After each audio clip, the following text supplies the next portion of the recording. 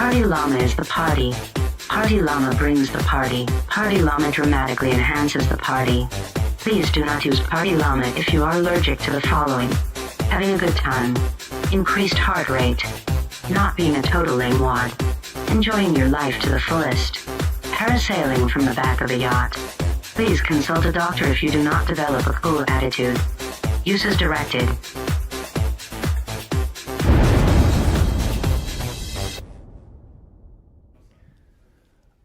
I hope you enjoyed the party llama, because let me just read some of these comments. Oh my gosh, what? I'm less of a person now than I was 2 minutes ago. I'm scarred or scared. Help me, please. Yeah, so a true work of art. Someone appreciates it. Anyways, so welcome to yet another round of Crash Herd live stream. We're going to start with playing some charades. Here's how this is going to work. Just like last week, it is guys versus girls. Aaron representing the dudes. Jill representing the dudettes. We're going to play charades. So they're going to act out the exact same thing at the same time. You are going to drop what they are trying to act out in the chat. Now, there is a 30-second delay, so I got to kind of wait a little bit. It just makes it more entertaining. All right, so girls, you'll chat, voting for Jill. Boys, for Aaron. Winner gets more crowns in heaven. Yet again, I've been praying about this all week, and I think we might be, just kidding, I haven't. Okay, so why don't you guys pick out your first one, and you guys are going to, all right, hand it to me, and go.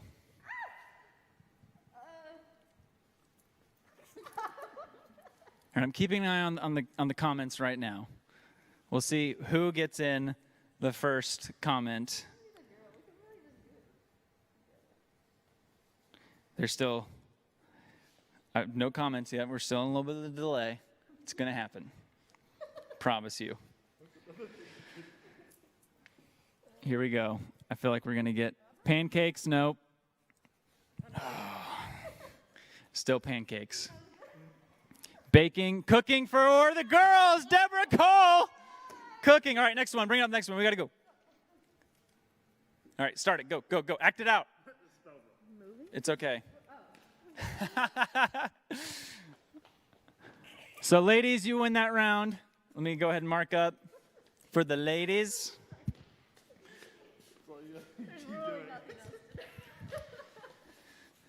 Let's go through some of these comments. Flipping crepes, cookie dough, soup, a lot of making pancakes. Egg time. I don't know what egg time means. Wait, hold on. We have a winner for the ladies again. Haley Leitner mowing the lawn. Oh my! Come on, guys. Someone said baby. All right, next one. Girls, 2 up to nothing. All right, here we go. Riding a scotter. I don't know what a scotter is. Gardening, mowing, snowblower. Wow, you know you live in Michigan when you're doing snowblower. What is Aaron doing right now? I work with these people. Please pray for me. Okay. Not cheating. Definitely not cheating. Okay. All right, we should be getting something. Oh, we have a winner, and it is for the dudes. Robert Davis coming in clutch. That's football. Fun fact for you, Aaron doesn't know sports ball. So that was a miracle. Aaron, who wore the number 23 for the Bulls? Michael Jordan. Michael James did. doesn't. All right, go next one. Girls, you're up 2-1. I need the exact word for this one, whatever is happening.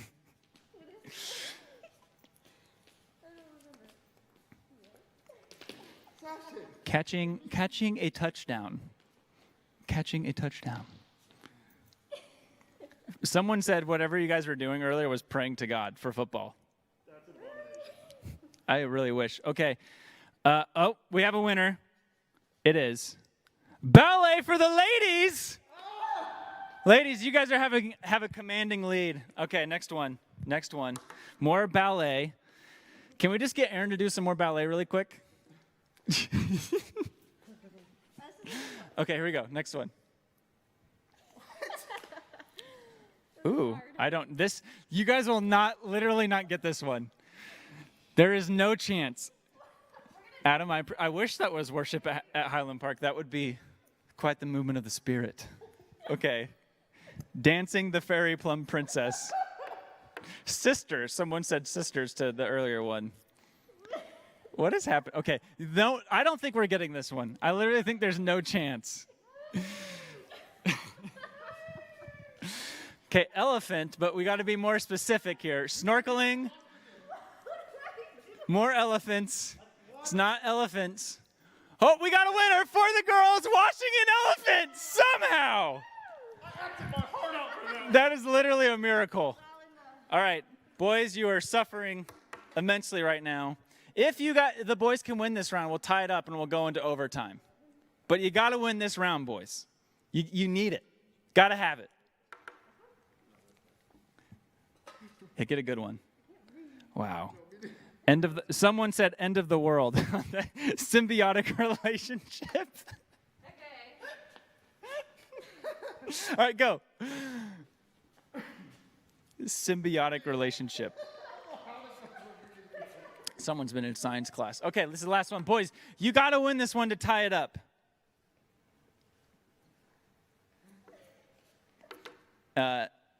Aaron, Adam wants to say that you're killing the boys' team, which I totally agree with that assessment. Killing like in the back? No, keep on going. Keep on going. I haven't gotten any comments yet. Should be coming in. Apple picking, not grocery shopping. Nope. Not the conga. Not grocery whopping. Not the disco dance. Not shopping. You guys got to be really specific on this one. Throwing out packets of sanitizer. It's not just shopping. It is shopping somewhere specifically. You guys got to act it out. More shopping, begging, not Facebook. Who? Facebook? Not doing laundry. Going shopping at the orphanage? Who shops at the orphanage? What? Wait. I'm gonna take this one as a victory for the boys. Robert Davis says at the mall. All right, boys, tied it up. This one's for all the Marbies. All the Marbies. Last one. Pick a goodie one. A goodie one, as I just said. Who talks like this? Wow. Great job. Really awkward. Whoever said going shopping at the orphanage, it's really weird. Okay, here we go. All right. Ready, go. No, stop talking. We can hear it. Oh, my gosh. Last one.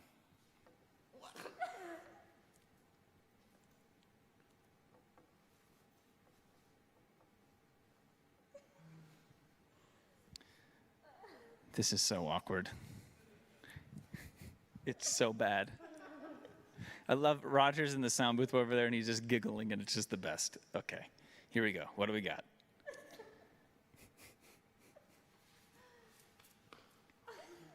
Should have some comments coming in hot. Come on. Chicken dance? Not bird watching. Wait, hold on. Watching a movie. That was Haley Leitner. The girls win. Wow. Unless that was Nate commenting, but you know what? You didn't designate. So girls win again. 2 weeks in a row, extra crowns in heaven for the ladies, which, if we're being honest, you should get extra crowns in heaven anyways, because the ladies are just better than dudes. It's just true. They win again. All right. So we are continuing our series, the Ruthless Elimination of Hurry. We're trying to change things up. So you're going to worship. We have some testimonies from some of your peers, a little bit of teaching. Love for you to engage in the comments during teaching. I'm going to drop some questions on our YouTube. And after this, we are going to hang out. High school, you're hanging out in Zoom. Middle school, you're hanging out in Zoom. We got some fun things planned for you. If you don't have that link, let me know on YouTube. I will get that to you. We'll get it out to you. There's just 2 links, so it's very, very simple. So with that, Raj, go ahead and roll it.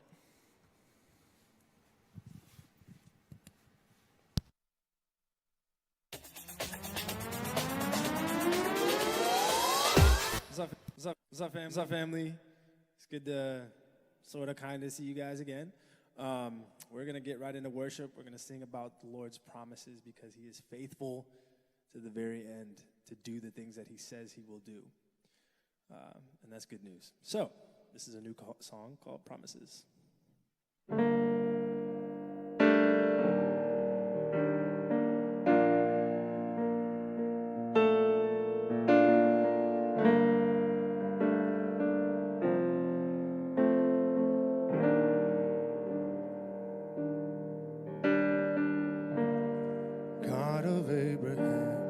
the God of covenant and faithful promises. Time and time again, you have proven you'll do just what you say. Though the storms may come and the winds may blow, I'll remain steadfast and let my heart learn when you speak a word, it will come to pass. Great is your faithfulness to me. Great is your faithfulness to me. From the rising sun to the setting same, I will praise your name. Great is your faithfulness to me.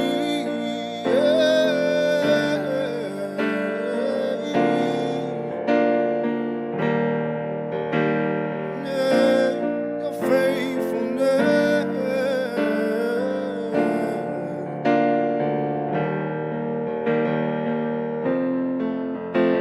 Say, God, from age to age, though the earth may pass away, your word remains the same. Yeah, and history can prove there's nothing you can't do. You're faithful and true. Though the storms may come and the winds may blow, I'll remain steadfast and let my heart learn when you speak a word, it will come to pass. Great is your faithfulness to me. Oh, great is your faithfulness to me. From the rising sun to the setting same, I will praise your name. Oh, great is your faithfulness to me.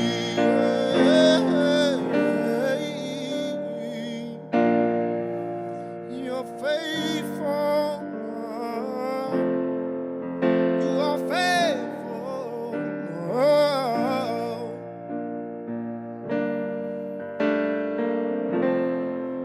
So I put my faith in Jesus, my anchor to the ground. He's my hope and firm foundation. You never let me down.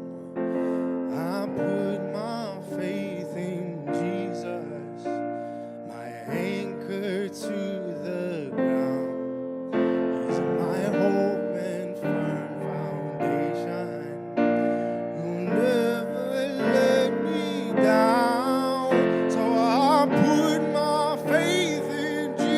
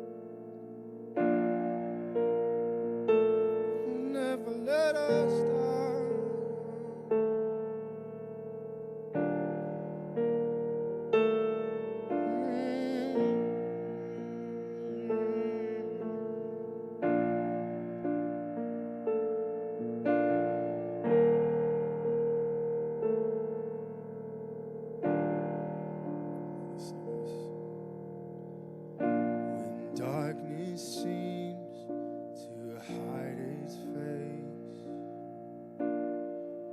I rest on his unchanging grace. In every high and stormy gale, my anchor holds within the veil. Oh, my anchor holds within the veil. Yeah. It's Christ alone, the cornerstone, weak made strong in the Savior's love, and through the storm, He is Lord, Lord of all.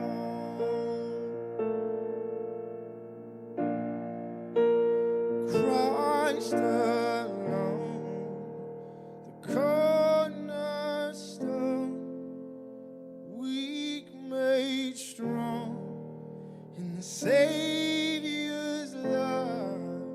So through the storm, He is Lord, the Lord of all.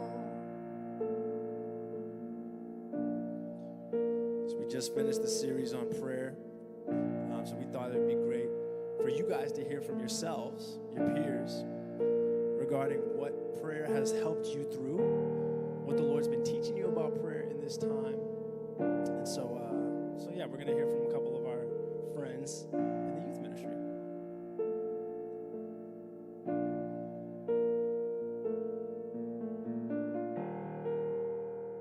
Hi everyone, my name is Patrice Johnson, and I'm going to talk about the power of prayer. Prayer and faith has brought me through so many things, even my dad having the coronavirus. I'm not going to lie, I was scared, and I didn't know what was going to happen. It felt really weird not being able to give him a hug and having to give him food through a cracked door. I felt like I was going to cry. But after I got myself back together, I decided to drop everything and just pray about it. After I prayed, I felt a sense of peace, so I contacted a few people that I knew would not hesitate to pray for me. I prayed every day asking God to heal him. Another day gone by, still not healed, still praying. Another day gone by, still not healed, still praying. My dad was in the basement for 3 whole weeks. During those 3 weeks, we saw some improvement. We could hear that he wasn't coughing as much and his fever started to drop. So he went to go get his final test and it was negative. So much power in prayer. Just believe and have faith that God will get you through. Thank you to all the people that prayed for my dad and my family. I hope you guys all stay safe. Bye! Hey guys, I'm Rachel, and I just wanted to share with you a verse that's been on my heart recently. It's Joshua 1:9, which says, "Be strong and courageous, do not be afraid or discouraged, for the Lord your God is with you wherever you go."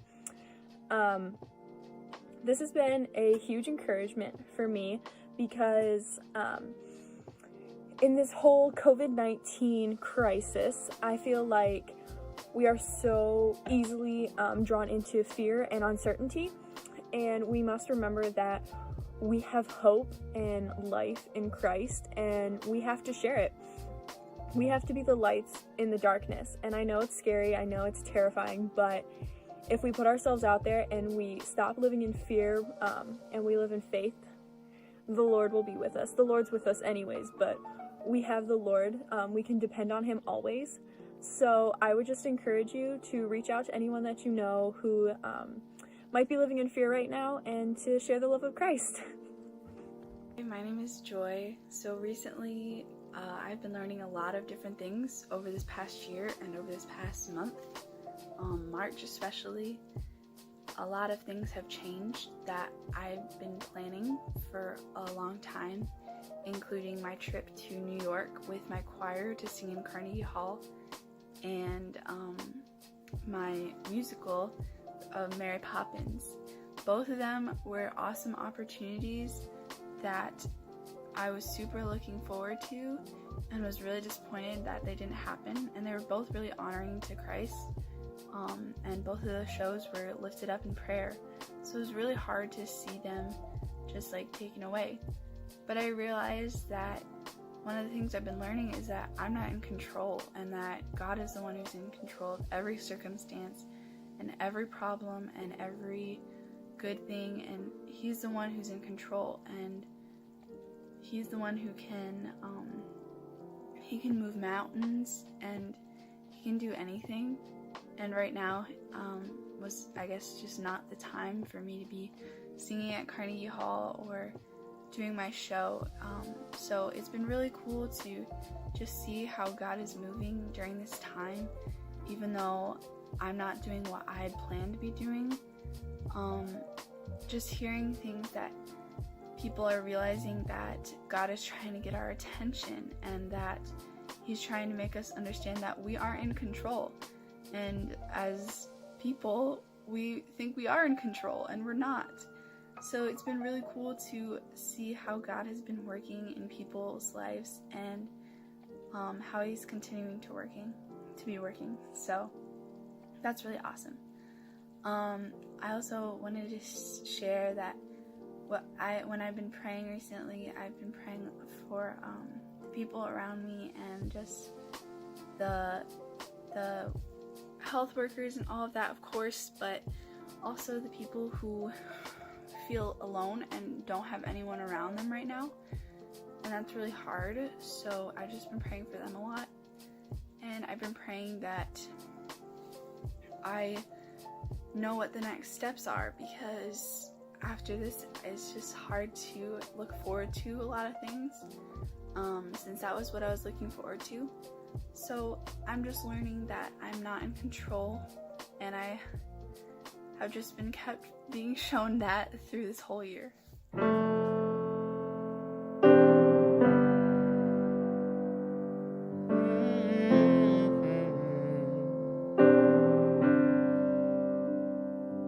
Lord, I don't want to rush on ahead in my own strength when you're right here.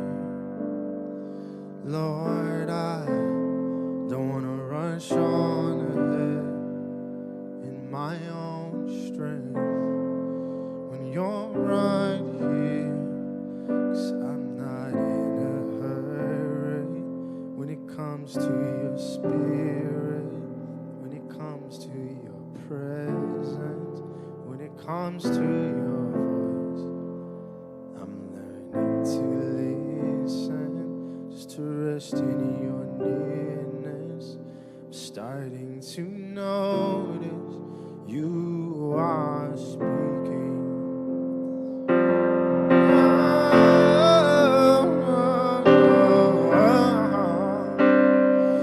You're speaking to us, Lord, I want to love like you. I want to feel what you feel. I want to see what you see. Lord, I want to love like you. I want to feel what you feel. I want to see what you see. 'Cause I'm not in a hurry when it comes to your spirit, when it comes to your presence, when it comes to your voice.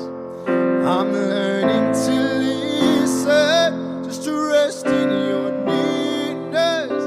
I'm starting to notice you are speaking. I'm not in a hurry when it comes to your spirit, when it comes to your presence, when it comes to your voice. I'm learning to listen,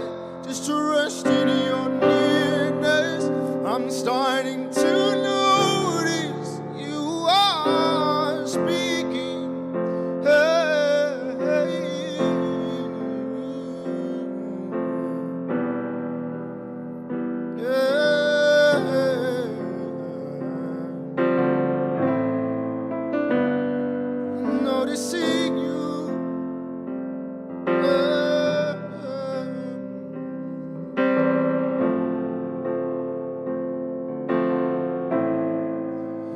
Open my eyes, I want to see you clear.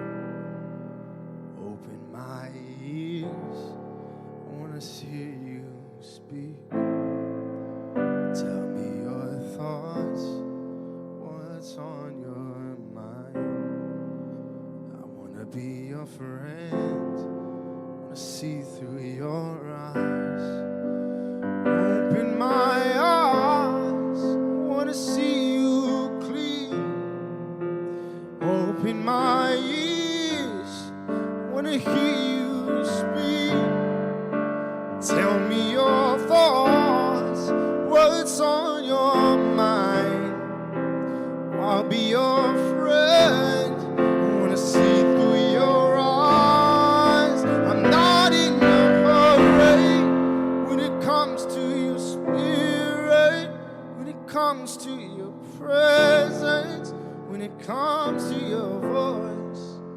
I'm learning to listen, just to rest in your nearness. I'm starting to notice you are speaking.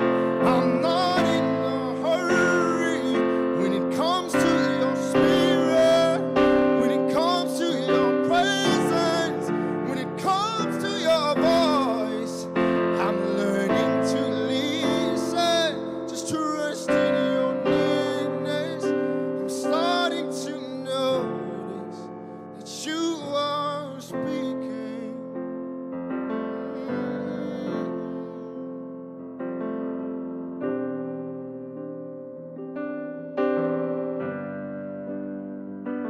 Father, thank you so much. Thank you so much for speaking to us, Lord God. Thank you so much, Lord God, for sharing your secrets, the mysteries of your heart with your people. I pray and ask that you would help us to be attentive to those things, to not ignore, Lord God, the voice of your Spirit, so that we can respond, Lord, to your will, so that we can do the things that you've called us to do, the things that you've set us out to do, even in this time. Now open our hearts, Lord God, to the word in the name of Jesus, that we might receive with the intent to apply. In Jesus' mighty name, I pray. Amen. What's up, Crash and Herd? It is week 3 of the Ruthless Elimination of Hurry. We're going to start today by talking about the practice of silence and solitude. We've looked in depth of what is hurry, why we are hurried, whether we're always doing something, always listening to something, always playing something. We're always busy wanting to do the next thing.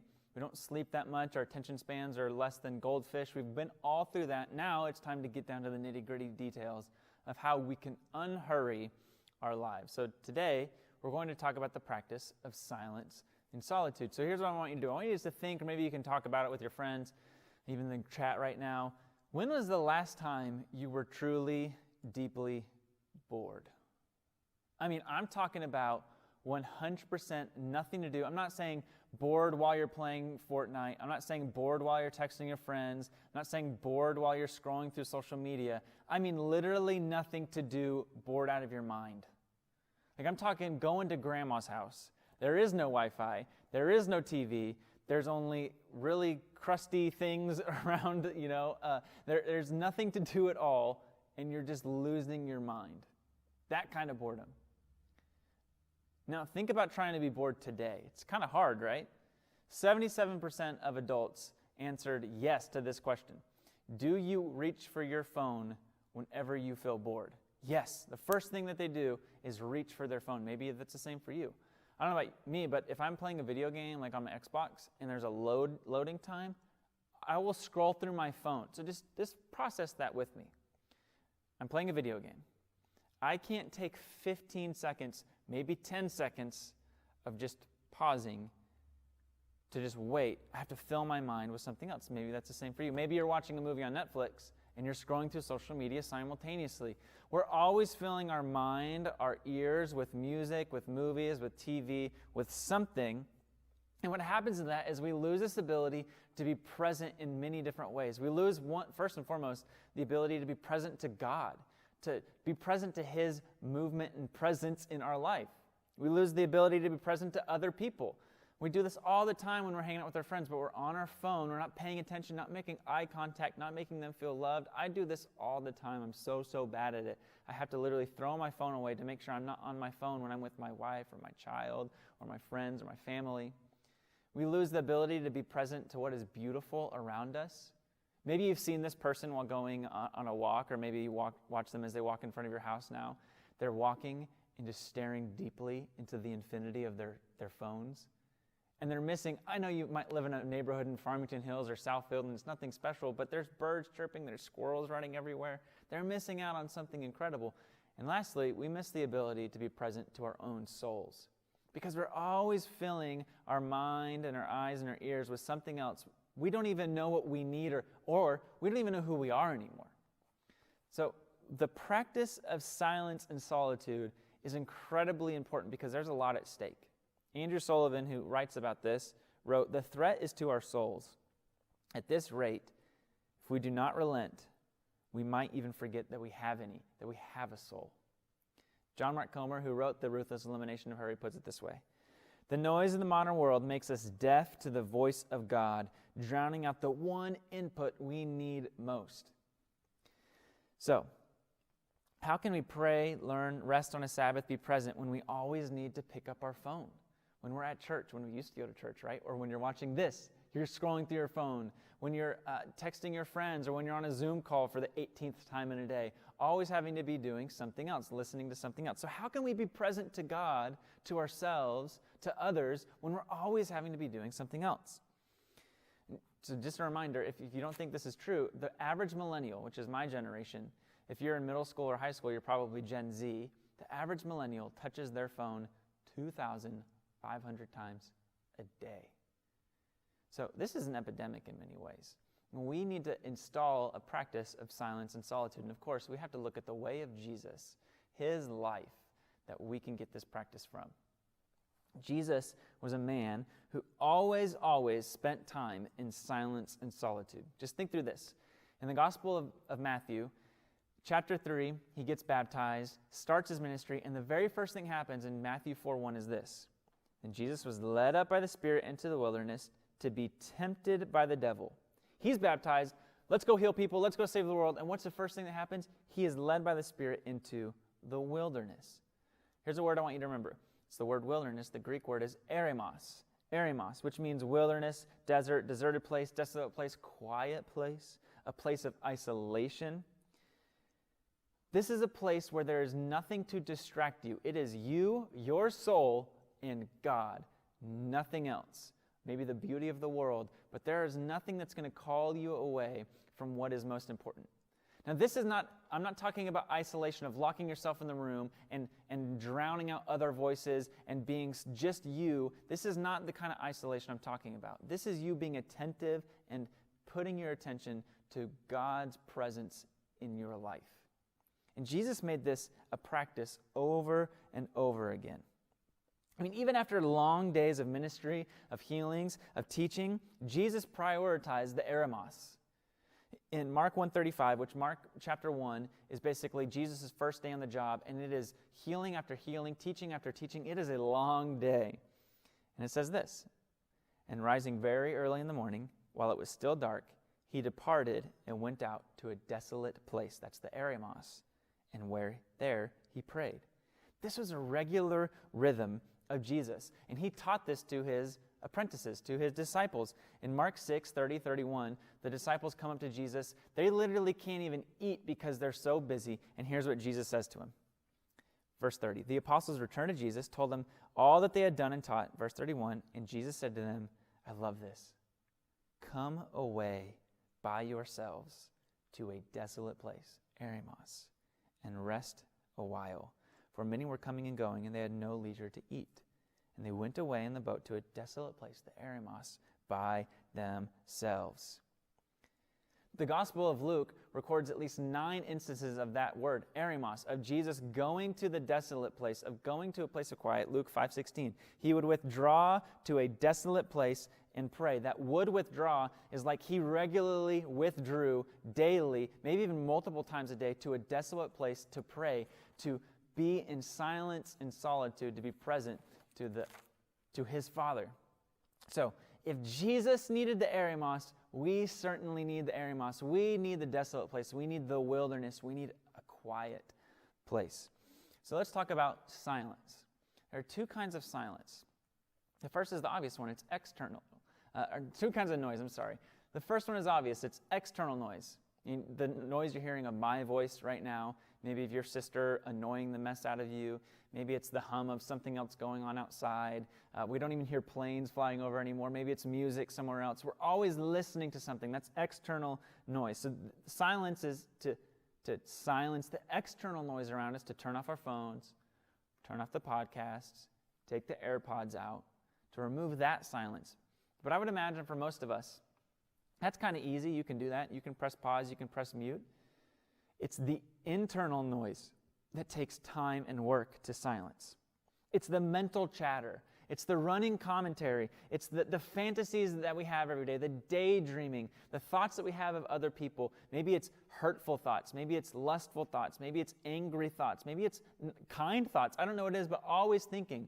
Maybe it's always thinking about what you could have done better, what you should be doing, what they should be doing, always thinking about something. And that is an incredibly difficult thing to silence. Think of the movie Inside Out, right? You have all of these parts of this little girl's brain, whether it's joy or sadness or disgust or anger or fear, right? Who are obviously like going back and forth, always talking, and you can't silence them. For me, this is the hardest thing to silence. You can press mute on the things around you. You can go into your room, shut the door, and being quiet. But it's the mind always turning, always thinking about something. What helps in this process is to be in a place of solitude. To silence that internal noise is to be in a place of solitude. I'm not talking about separating yourself from everything and just being alone by yourself. No, this is you and God. It's not really solitude and like solo-tude, but it's really, in many ways, you and God. This is not escape from the world, but engagement with God. So this is when we actively take time on a daily, every day, to seek the presence of God. This isn't when the Holy Spirit comes in and speaks to us while we're washing dishes or playing Fortnite or talking to our friends or after we get in an argument with our parents. This is us saying, I set aside this time to seek the presence of God. Remember last week we talked about the 3 steps of being an apprentice of Jesus. It is to be with Jesus, become like Jesus, do the things that he did, and then to literally do what Jesus did. So to be with Jesus, becoming like Jesus, and then doing the things that he did. It's presence, formation, and mission. And this is all about presence. We need to spend more time in his presence. So where can we create this connection with God? Is it in our living room with our siblings running around and the TV going on and our AirPods in and our parents yelling at us? No, it can't be. It needs to be the eremos. It needs to be a quiet place, a desolate place. Remember a couple months ago we talked about prayer. We talked about finding this thin place, like an altar to the Lord that is your place that you go to when you need to seek the presence of God and speak to him. Right now, guys, right now is the time to become the man or woman of God you've always wanted to be. You don't have sports. You don't got clubs. You got some school and homework. Yeah, you got siblings maybe that annoy you. You got parents that probably annoy you. I get it. But right now, you have such margin in your time and your schedule that you can find this place of solitude in your home. Maybe it's outside on a walk, to where you can actively seek the presence of God, that you can talk to him and that he can talk to you. So here's what happens when we don't pursue solitude, though. Henry Nouwen says this: without solitude, it is virtually impossible to live a spiritual life. We do not take the spiritual life seriously if we do not set aside time to be with God and to listen to him. Frankly put, if you don't set aside time on a daily basis, at least a couple days a week, if you don't set aside a regular rhythm of time to be with God, how can you possibly be a follower of Jesus? How could you call yourself a disciple of Jesus, a follower of Jesus, and you don't even set aside 10 minutes a day to follow him? There's a research by a couple of people who looked into the Gen Z generation, so that's you, middle school and high schoolers, and what makes you resilient disciples, resilient apprentices. What amongst you works in making you cling to Jesus? And they said this in their research. If young people are going to thrive, if you are going to thrive, they have to move beyond familiarity with Jesus and into a place of intimacy. And we can't be intimate with Jesus if we're always filling our mind and our eyes with something else. We have to set aside time for silence and solitude. Here are the consequences of what happens, and maybe you're experiencing this right now, when you don't practice silence and solitude in your life. One, you feel distant from God and end up living off of someone else's spirituality or someone else's teaching. You're probably, I've done this many times before, but you go to church once a week, you live stream once a week, maybe some of you listen to a podcast, and you get some truth from those people, and that's enough for you, and your spiritual life ends there. That's it.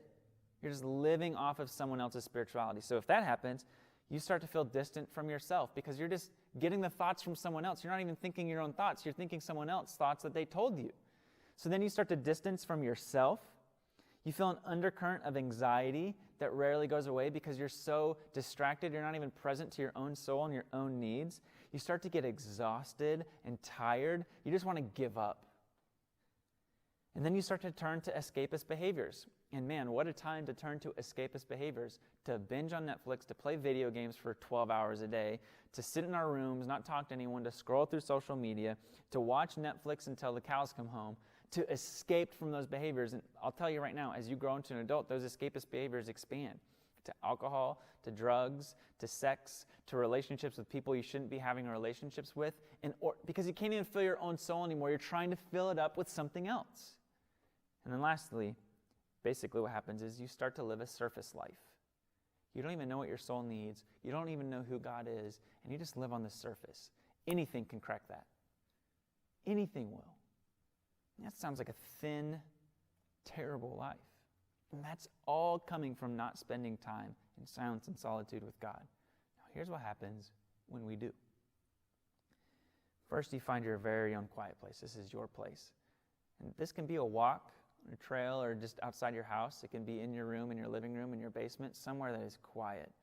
Headphones are out, TV is off, phone is put away. You take your time. Let your soul catch up to your body. And you come back to the present. You start to think about what God is doing in your life. You start to think about, why did I say that to my mom? Why did I say that to my brother? Why did I do this yesterday? I can't believe this is happening right now. You start to think about things in the present, and you start to feel again. And as you start to feel again, you come face to face with your own soul. You see the good, you see the bad, and you see the ugly. And it's all there, laid to bear before the Lord, because you're spending this time in silence and solitude. And here's what happens. A voice starts to arise. And I've found in my life, it's straight from the Scriptures. I mean, you have such a tradition that you followed in your life, that you've heard the Scriptures over and over again. They're in your brain. But you need silence and solitude to help activate them repeatedly. Sometimes it's just the Holy Spirit speaking to me, comforting me, reminding me of who I am and what I have in Jesus. This is the hardest of all the spiritual disciplines that we're going to talk about and that you are going to need to practice. Here's why.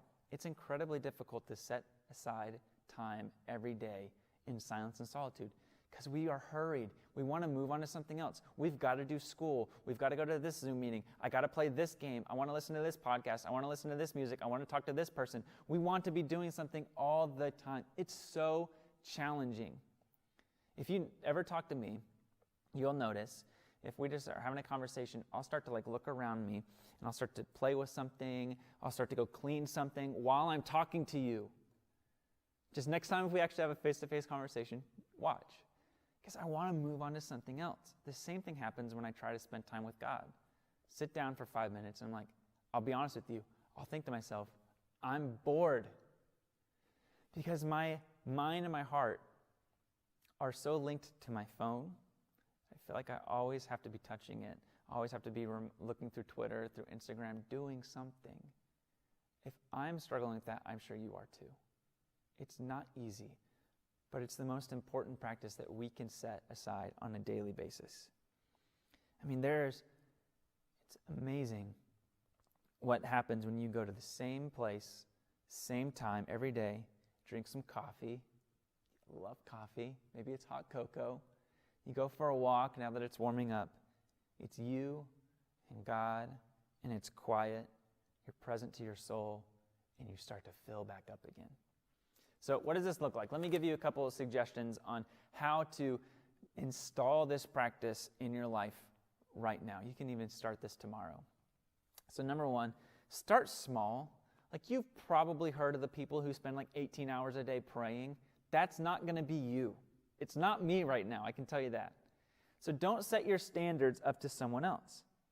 So it's not about where you should be, it's where you are right now. So start with 10 minutes a day, putting your phone away in silence with God. Maybe it's just being quiet. Maybe it's reading through a psalm. Maybe it's spending time praying, just putting all of your anxieties before the Lord. But start small, 10 minutes a day for the first week, and then go to 15 minutes a day. Then go to 20 minutes, then go to 25 and 30, and keep on growing until you feel like you've reached a sufficient amount of time in which your soul catches up to your body. And then be specific. Don't try and be wishy-washy with where you're going to spend time. Have a specific place that you're going to spend time with the Lord on a daily basis. Sometimes if it's nice outside, yes, go for a walk.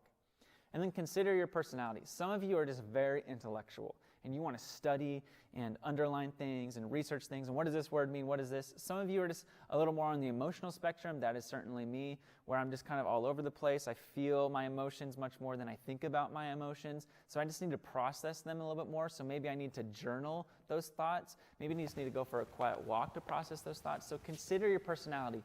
A quiet time, silence and solitude, is going to look different for everyone. Somebody give me a thumbs up. So do something that helps you focus. So when I'm talking about silence and solitude, I'm not saying sit on a couch, hands on your thighs, and then looking forward, and then like just waiting. I mean, if you need to go for a walk, that is one of the best ways to focus. If you need to do laundry, that's great. If it's while you're working out, that can be super helpful to focus your mind. Don't listen to music, but to focus your mind. Do something that helps you focus. Maybe it's just pacing around the house. I don't know. Parent your phone. Put your phone away. If you try and spend time with the Lord in quiet and your phone is within arm's reach, you're going to reach for it. So put your phone away for 10 minutes. Don't try and copy someone else. You're your own person. Just do something that works for you. Ask people what works for them and then steal it from them and use it for yourself. Be spontaneous. If you feel like, man, I could really use time with the Lord, and it's 3 o'clock in the afternoon, you just finished school and you'd rather play Call of Duty, then go and do it. Spend time with the Lord. It doesn't have to be 6:30 in the morning, and if you wake up at 6:35, it's like, oh, I missed my quiet time. No, take the times and the urging that the Spirit gives you and spend it with the Lord. Be ready to change your plan. You might say 6:30 every single morning, that's totally going to work for me. Give me a and thumbs then up when a I'm good. pandemic happens, I'll try. right? Or the schedule goes back to some kind of normalcy. So be ready to change your plan. Don't hold it too tightly. And really, guys, the goal is simply just to show up. If you can get yourself there, phones put away, same spot, same place, you've silenced the external noise, the internal noise is still really loud, you've shown up, that's like 90% of the battle. And now you can let your soul catch up to your body. So I can't encourage you enough to think about what that looks like in your own life. So we're going to continue this series over the next few weeks. But first and foremost, silence and solitude. Just incredibly important. We're going to dismiss now to your Zoom groups. High school, you guys are going to just hang out together. Middle school, we're going to hang out and do some fun things. And then break off into our small groups. We miss you guys. We love you guys. Have fun in your Zoom groups. All right. I hope you learned something about silence and solitude, and I hope you are excited about practicing that this week over the time that we have before we meet again. 2 quick things before we break out into our Zoom groups. Pizza winners, Deborah from middle school and Gretchen for high school. Congratulations. So keep a lookout for that. Pizza should be there or coming shortly if it's not there yet. Congratulations. Also, if you have not received a Zoom link, or if yours is corrupted or it's not working, reach out to me, Jill, or Kenneth, or Roger, and we'll get that information to you so you can connect with your peeps. We miss you. We love you. Thanks for tuning in. We'll catch you next week.